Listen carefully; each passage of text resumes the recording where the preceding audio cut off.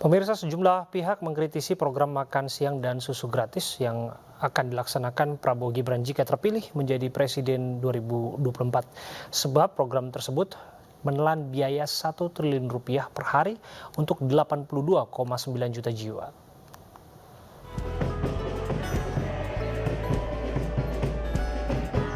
Tim kampanye nasional TKN Prabowo Gibran menjelaskan mengenai program makan siang dan susu gratis yang akan dijalankan paslon nomor urut 2 jika terpilih menjadi presiden pada 2024. Program ini menyasar anak SD, SMP, dan SMA yang jumlahnya 44 juta jiwa, ditambah anak balita 30 juta, pesantren 5 juta, dan ibu hamil 3 juta jiwa.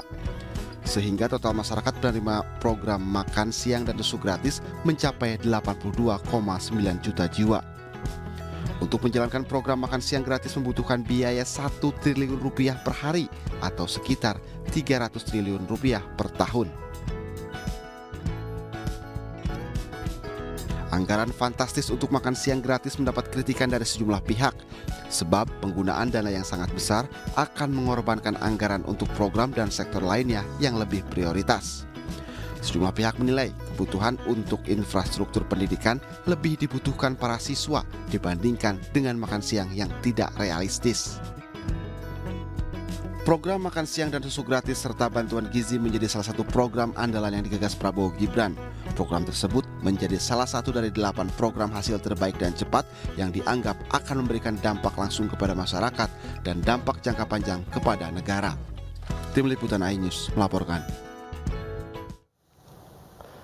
Biaya program makan siang gratis dan susu gratis yang diusung Prabowo Gibran jika menang Pilpres 2024 mencapai 1 triliun rupiah per hari. Lalu apakah mudah untuk merealisasikan janji Prabowo Gibran? Kita akan bahas bersama dengan pengamat politik, Bung Ray Rangkuti. Assalamualaikum, selamat malam, Bung Ray. Malam, Bung. Ya, Bung, apa yang disampaikan oleh Burhanuddin Abdullah ini, Ketua Dewan Pakar Tim Kampanye Nasional Prabowo Gibran, 1 triliun per hari untuk biaya makan siang gratis dan juga susu gratis. Apakah ini terukur? Mohon maaf, berapa tadi? 1 triliun per hari ya? Iya. Jadi kita menghabiskan 360 triliun per tahun. Dihitungnya sih di sini 300 triliun karena kan masuknya kan ada hari libur ya di sana. Oke. Jadi 300 triliun untuk makan siang dan minum susu gratis. Iya. Tanggapan Anda? Jujur saya agak terkejut juga ya, karena itu juga bagian yang tidak terpikirkan oleh kita sebelumnya. Nah, inilah memang pentingnya sebetulnya ya, forum-forum debat ya, dan yang bersangkutan juga datang ke masyarakat untuk menyampaikan gagasan, agar semuanya jelas. Jangan hanya soal makan siangnya aja, minum susunya aja gitu loh.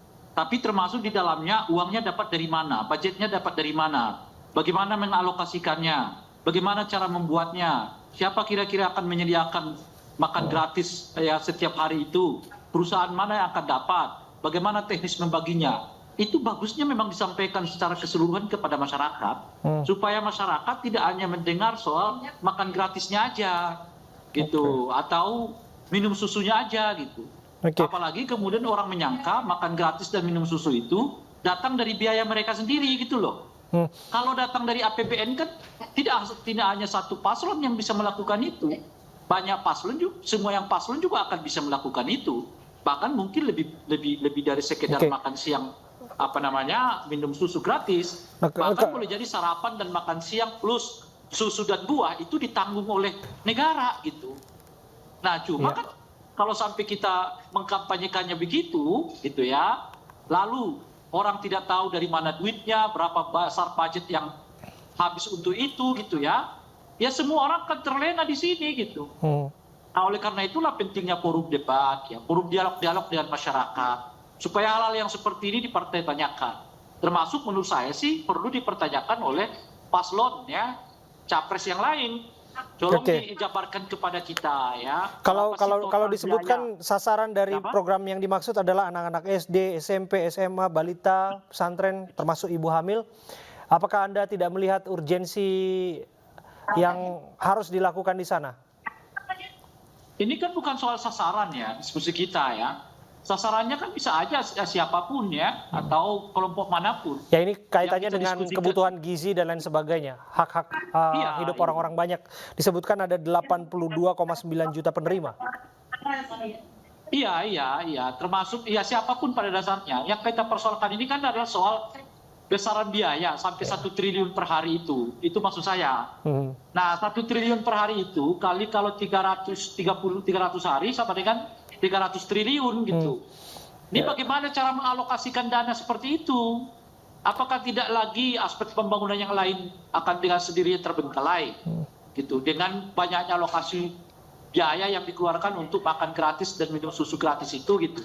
Oke, Dan oleh karena itulah disebutkan mungkin- sumbernya berasal dari refocusing dan alokasi anggaran di sektor pendidikan, perlindungan sosial dan kesehatan.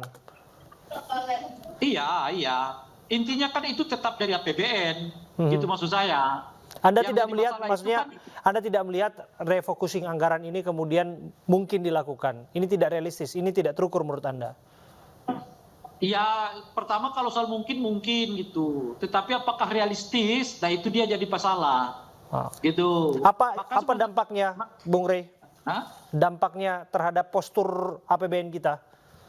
Ya kalau sampai 300 triliun kan bukan hanya refocusing menurut saya itu. Ada beberapa program yang mungkin bisa saja dipotong gitu. Untuk memenuhi makan siang dan minum susu gratis ini. Boleh jadi misalnya untuk kepentingan infrastruktur akan dipotong. Untuk kepentingan pembangunan sekolah akan dipotong. Untuk kesejahteraan guru akan dipotong. Jadi bukan hanya refocusing itu menurut saya. Tapi boleh jadi pemotongan alokasi anggaran kepada bidang-bidang lain. Itu. Oke. Kalau Anda lihat ide ini akankah kemudian bisa memberikan insentif elektoral kepada Prabowo Gibran, terlepas bahwa Anda sebutkan tadi mungkin dilakukan, tapi masalah realistis ataupun tidak, ini kan yang harus diperhitungkan dan diperkirakan betul-betul. Kalau orangnya cuma sampai makan siang dan minum susu gratisnya, ya menaikkan elektoral memang gitu. Tapi kalau orang udah memperdebatkan soal besaran anggarannya sampai 1 T, misalnya seperti saya, kok bisa terkejut gitu loh. 1 T per hari gitu kan, misalnya. Kalau dikali 300 hari sama dengan 300 triliun gitu kan. Lalu kemudian dibelejetin lagi soal misalnya perusahaan-perusahaan mana nanti yang diperbolehkan untuk membuat makan siang itu. Teknis untuk pengadaannya seperti apa ya. Dan bagaimana cara mengalokasikan dana, kalaupun disebut refocusing macam-macam itu. Tapi budget mana yang kira-kira dipotong dan sebagainya. Jadi itu yang saya sebut tadi di awal, harus ada orang yang bicara ke teknis ini gitu. Nah, yang bicara ke teknis itu setidaknya datang dari paslon capres yang lain gitu loh. Dan harapannya kemudian itu bisa dielaborasi sedetail mungkin, apalagi kita akan melihat nanti kan akan ada debat cawapres kan ya. Nah, kita tunggu saja nanti debat cawapres. Ini hanya gula-gula atau sesuatu yang realistis untuk dikerjakan gitu.